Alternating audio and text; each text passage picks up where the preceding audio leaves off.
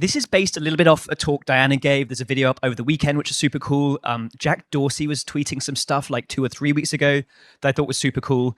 And I've kind of stolen a bunch of those ideas and shoved them into here. This talk is like pretty conceptual and high level about thinking about how to build companies. So the Roman legions were designed to project power over 2 continents or something, from Rome at the center to like these people on Hadrian's Wall up in Scotland.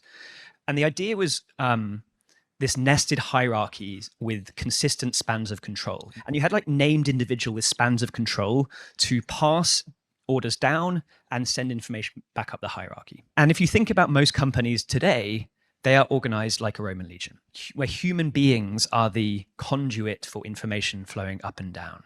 And so Jack Dorsey's tweet, which I thought was great, was like this underlying assumption that hierarchically organized companies are the way that we should be organizing like our economic units of value. And I think AI basically breaks that. If you talk to people a year ago about how AI was useful, they talked about productivity, like co-pilots, making engineers 20% more productive, adding co-pilots to workflows, shipping more software.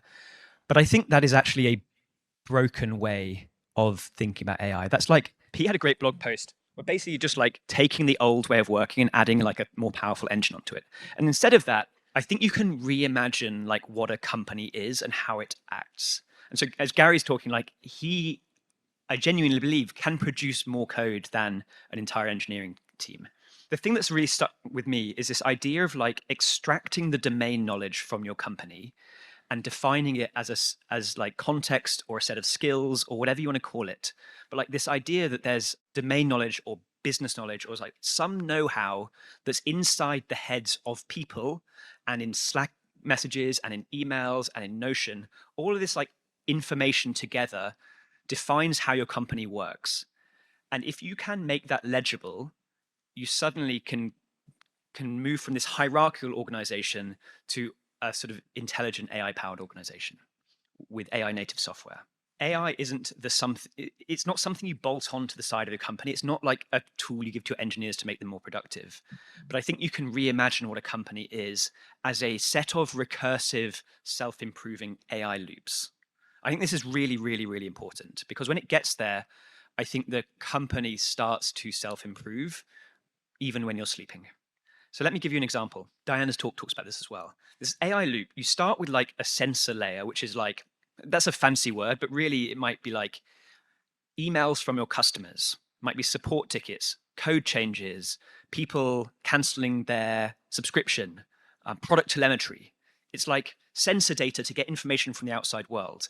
And then a policy layer, decision layer, like rules about what you can do, what it has to ask a human permission for, what it must log. A tool layer, that's kind of Gary's skills and code, like the tool layer is Gary's code. It's basically deterministic APIs, things like query my database or look at my calendar. A set of tools that the AI can call. A quality gate, like that might be evals, deterministic checks, safety filters, human review for high risk stuff, and then a learning mechanism. It's like your system interacts with the real world, picks up where it doesn't work, and loops back into the top again.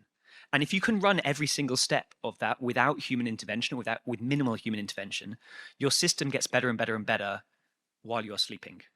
And I can give you actual examples of this that are live right now. We started with an agent that you can ask, and it has deterministic tools to query our database. Pretty simple, like, when did I last have office hours with this company? Then it got a little bit smarter, which was like, for this company I'm doing office hours with right now, they need introductions for anyone in petrochemicals or something.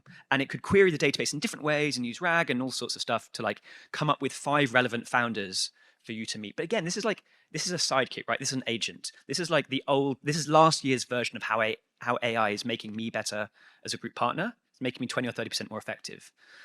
The aha moment for me came when we put a monitoring agent on top of that, which looked at every single query every single YC employee was doing and saw when it worked and when it did not work.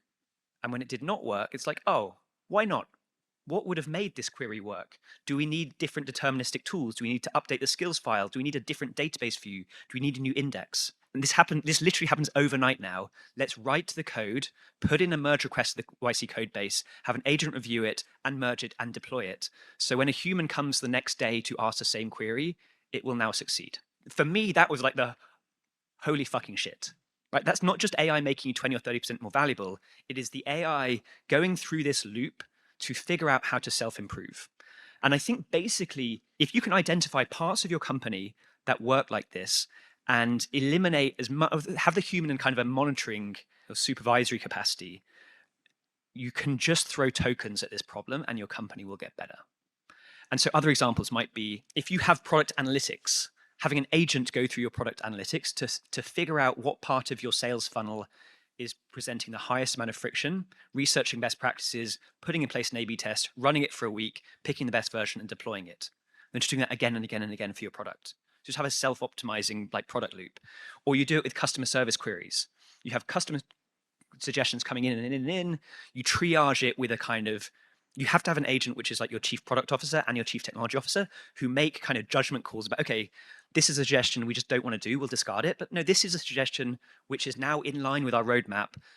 We can do it overnight. Let's write the code, let's deploy it, let's ship it to the customer without a human being involved. So I think if you can think about each part of your company as a self-improving like recursive AI loop, it becomes very, very different to this like hierarchically organized Roman legion of a company. So what? So like, if you want to do this, what are the implications? One is like burn tokens, not headcount. We are seeing companies get to demo day with about 5x more revenue per employee than they did 18 months ago. And I think that's going to continue to Series A and Series B. And so I think you're going to be constrained on token usage, not on headcount really, really soon. The blunt measure now is just like measuring everyone's token usage, which is obviously like dumb and gameable at the extreme, but directionally I think is correct. We're in the phase of like, what is possible right now? And so everyone should be experimenting to the max to figure out what we can even do with this crazy new intelligence we have. As soon as you turn it into a leaderboard and people get promoted or fired based on it, obviously it gets gamed. Obviously that's dumb. But I think directionally figuring out who in your organization is token maxing, who is not, is like a good way to think about which employees you should be spending your time with. I think middle management is done. I just don't think you need middle management for this coordination problem. I think AI should be doing it. And for me, there are two roles. Jack Dorsey has three. I actually don't like the third one, so I deleted it. But there are two roles that really, really matter for me. I think everyone just has to be an IC now, a builder, an operator. And I think crucially, having directly responsible individuals to get anything done, I think you need a named human, not a committee, not a group of people, just a single person. And I think you can build companies based on ICs effectively. I think just middle management is over. So building this self-improving company, that's the dream. And by the way, I think like people are at the bleeding edge of this right now. I'd be interested to see where you all are, but it feels like people are like exploring the boundaries here. I'm not sure anyone has a truly self-improving company in every function. I might be wrong. You might prove me wrong. What would I do? First of all, this is really, really important. I would make the entire organization legible to AI. What does that mean? It means you've got to record everything. Simplistically, all of our partner emails now, if you email a YC partner, that email is in the YC database. Every Slack message, every DM, every office hour we've started recording for the last 3 or 4 months. Every single thing that happens, if it is recorded, it happened to the AI. If it did not get recorded, it did not happen to your intelligence. You know what I mean? And so I was talking with some founders over here just now, and we're having like really good conversations about their company. But every conversation I had, I was like, fuck, I need to be recording this conversation because some guy wanted an introduction to, I can't even remember who the introduction was now. Who was that? I was talking to someone about, and I promised you an introduction. I said, yes. And I said, email me afterwards because I'm going to forget this. I'm going to talk to 20 people. Yeah, so it needs to be on my phone or a clip or smart glasses, or we deck out every room with like microphones. But basically everything needs to be recorded so that it can be legible to the AI. And then as Gary talked about like diarization, you cannot pump in 100,000 hours worth of recordings into a context window. So you have to diarize it. You have to basically aggregate it down, synthesize it into the important parts, and then give the AI breadcrumbs. It's like, okay, so here's an example. Who's read the user manual, the YC user manual? Hopefully everyone in this room has at least opened the user manual at one point in time, right? Like, it's fine. It was written 5 to 10 years ago, most of it. It's kind of out of date. So Harj thought last weekend, since now we've got about 2,000 hours of recorded office hours in the last 3 months, why don't we regenerate the user manual? And so you can click, like you give it a set of instructions, you basically diarize it down, like categorize it into certain areas like fundraising, hiring, co-founder disputes, whatever, and then write me a new user manual. And by the end of the weekend, he had a 150-page user manual, which is dramatically better